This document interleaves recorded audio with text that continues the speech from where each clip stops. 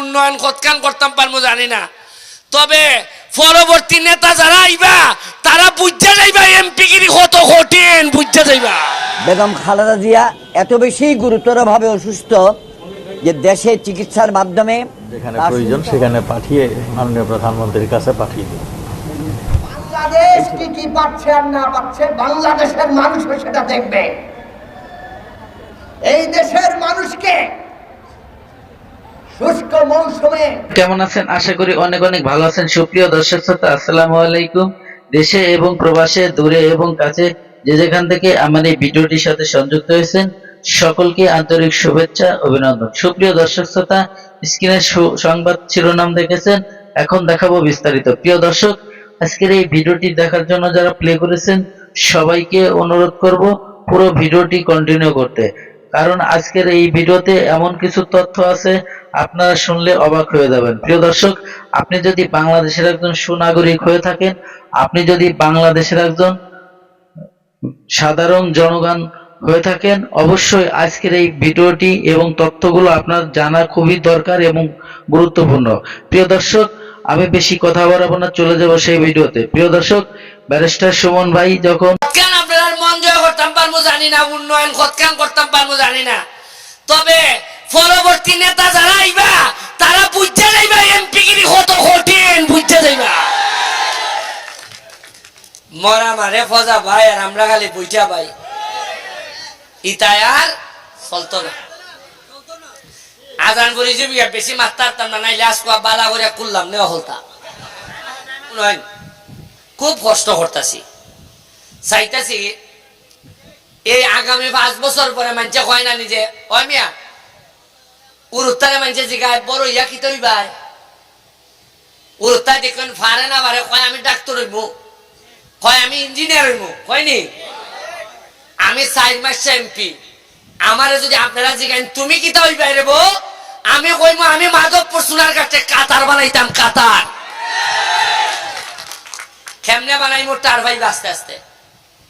একটা 5 star hotel হইতেছে Sonarghat মাধবপুরের মধ্যখানো 5 star hotel. আপনারা জানেন যে জগদীশপুর থেকে একবারে শাইস্তাগঞ্জ পর্যন্ত 4 লেন রাস্তা বানাইতেছি। বাল্লা স্থলবন্দর, সাতচুরি চা বাগান যেগুলো আছে আপনারা ইবার জানেন নি, খালি ইবার আমি এমপি হইবার পর 2টা যাত্রী সামনে খালি বানাইছিলাম, যাইন গিয়ে দেখতে কিতা বানাইছি। এইবার যে পরিমাণ পর্যটক বাহির থেকে মাধবপুর সোনারঘাট আইছে, সোনারঘাট মাধবপুরের ইতিহাসে এত বেশি মানুষ আমরা দ্বারা আইছিল না আগে। এরা বুঝছে ফুলার কারেন্ট আছে শুনল, কারণ মাটির দাম মাটির কারণে বাড়ে না, মাটির দাম বাড়ে মানুষের কারণে। বঙ্গবন্ধু যদি গোপালগঞ্জে জন্ম না নিতা গোপালগঞ্জের দাম বাড়লো না। শাহজালাল যদি সিলেটের মাটির না আইতা সিলেটের দাম বাড়লো না। মানুষই উপরে তুলে মানুষই নিচে নামায়। আপনারা 1.5 বছর 2 বছর। সুপ্রিয় দর্শক শ্রোতা, এতক্ষণে আপনারা যে ভিডিও ক্লিপটা দেখেছেন আশা করি হয়তো আপনাদের ভালো লেগেছে। আর যদি ভালো লেগে থাকে অবশ্যই আপনার মূল্যবান মতামত লাইক, কমেন্ট, শেয়ার অবশ্যই আপনি করে যাবেন। দরকার আপনি যদি একজন বাংলাদেশের সুনাগরিক হয়ে থাকেন। প্রিয় দর্শক, এখন আপনাদের সাথে আরেকটি ভিডিও নিয়ে রাসেল ভাইপার সাপ চলে আসছে মাননীয় স্পিকার।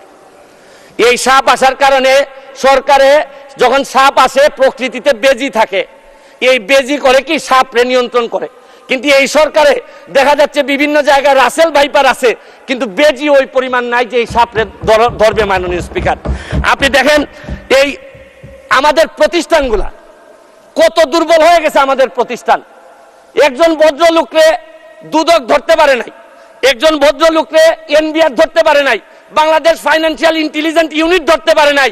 আর এনবিআর এর মতিউর রহমানকে ধরলে একটা ছাগল ছাড়া এই লোককে তো আপনি আনতেই পারতেন না। ছাগলের কাণ্ড হওয়ার কারণে বেনজির কাণ্ড, মাননীয় সাবেক আইজিপি উনি এত বড় হয়ে গেলেন, মন্ত্রণালয় জানলো না, মাননীয় স্বরাষ্ট্রমন্ত্রী জানলেন না। এই বাচ্চাটা এত বড় হয়ে গেল, আর কিছুদিন সুযোগ পাইলে পুরা গোপালগঞ্জ কিনে ফেলতেন এই বেনজির সাহেব। তারপরে এইটার দায় এই মন্ত্রণালয় এড়াইতে পারে না। মাননীয় স্পিকার, এখন আপনারা কালো টাকা সাদা করবেন, আমার কোনো অসুবিধা নাই। যদি মনে করেন টাকা রয়ে গেছে, কিছু টাকা জমানো বা বিভিন্ন অলস টাকা রয়ে গেছে, এটারে সাদা করবেন, কোনো অসুবিধা নাই। কিন্তু এই সাদা করার মধ্য দিয়া বেনজিরার মতিউরের টাকাও যদি সাদা হয়ে যায়, আর এদের ভবিষ্যৎ প্রজন্ম উত্তরাধিকার, আদর্শের উত্তরাধিকার যারা, তাদের টাকাও যদি সাদা হয়, তাহলে এই সময় শেষ। টাকা পাচার এই সরকারের বড় একটা সমস্যা। টাকা পাচার ঠেকানো যাচ্ছে না। আপনি দুর্নীতি করলে তো অর্থনীতিতে নিয়ে আসা যায়, টাকা পাচার হয়ে গেলে যে দেশে যায় এই দেশের অর্থনীতির বাজেট হয়ে যায়। আরে আমরা বঙ্গবন্ধুর খুনিরে আনতে পারি না, আর টাকা পাচার করে এই টাকা ফেরত আনবো কিভাবে? ঋণ দিয়ে উন্নয়ন ব্যয় মিটানো হবে। 2.5 লক্ষ কোটি টাকার লোন নেওয়া হবে, 1.5 লক্ষ প্রায় নেওয়া হবে হচ্ছে গিয়ে ব্যাংক থেকে। আমি মাননীয় প্রধানমন্ত্রী থাকলে বলতাম যে এমপি হওয়ার পর একটা গাড়ি কিনছি 1 কোটি টাকা দিয়ে, 50 লক্ষ টাকা লোন নিছি সাউথ ইস্ট ব্যাংক থেকে। এই লোন আর লোনের যে ইন্টারেস্ট, এটার কারণে রাতে ঘুম আসে না। মাননীয় প্রধানমন্ত্রী যে কিভাবে ঘুমাবেন এটা একমাত্র উনি জানেন। প্রায় 2.5 লক্ষ কোটি টাকার ঋণ উনার মাথার উপরে থাকবে সব সময়। আমি আরেকটা জিনিস বলতে চাই মাননীয় স্পিকার, আমাদের বড় চাপ ফরেন রিজার্ভ কমে যাওয়াটা একটা বড় চ্যালেঞ্জ। রাজস্ব নীতি করতে গিয়ে, সংকোচন করতে গিয়ে সবই ঠিক আছে মাননীয় স্পিকার, কিন্তু আমরা নিজেরা এমপিদের উপরও সংকোচন শুরু হয়ে গেল। আমাদের গাড়ির উপরও 25% একটা প্রস্তাবিত বাজেটে চলে আসলো মাননীয় স্পিকার। আমরা যে জিনিসটা বলতে চাই, কম্পেয়ার করে এই কথা বলতে চাই না স্পিকার, মাননীয় স্পিকার। কাদের সাথে কম্পেয়ার করব আমরা? আমার এলাকায় যত অফিসার আছে সবাই এই সরকার গাড়ি দেয়, নতুন নতুন গাড়ি দেয়, আর আমাদের কিনতে হয়। তাও আমারে ট্যাক্স মওকুফ করার কথা 25% এখন দিতে হবে। কিন্তু আমি মাননীয় প্রধানমন্ত্রী হইলে বলতাম, গত পরশুদিন আমি তো গাড়ি পেয়ে গেছি মাননীয় স্পিকার। গাড়ি পেয়ে বলবেন, আমি গাড়ি পেয়ে গেছি, আমারে তো কোনো ট্যাক্স নেয় নাই মাননীয় স্পিকার। তবে আমি মাননীয় প্রধানমন্ত্রীকে বলবো যে আমি যেহেতু ট্যাক্সবিহীন গাড়ি নিয়েই আসছি, আমার অন্যান্য কলিগরা তো আনতে পারেন নাই। আপনারা, আমি যেহেতু এটা আমাকে ফ্রি দিলেন আর অন্যান্য আমার কলিগরা ফ্রি পাবেন, এটা ডিসক্রিমিনেশন হয় মাননীয় স্পিকার। তারপরে আমি মহান সংসদে বলে দিচ্ছি। প্রিয় দর্শক, ধৈর্য সহকারে যারা আমার এই ভিডিওর ক্লিপটা দেখেছেন, আর হয়তোবা আপনাদের ভালো লেগেছে, আর যদি ভালো লেগে থাকে অবশ্যই আপনার মূল্যবান মতামত কমেন্ট বক্সে কমেন্ট করে জানাবেন। এবং ভিডিওটি যদি ভালো লাগে, চ্যানেলটিকে যদি সাবস্ক্রাইব করতে মন চায় অবশ্যই সাবস্ক্রাইব করে রাখবেন পরবর্তী ভিডিও পাওয়ার জন্য। দর্শক, আজকের মতো ভিডিও থেকে বিদায় নেব। সবাই ভালো থাকবেন, সুস্থ থাকবেন। আল্লাহ হাফেজ।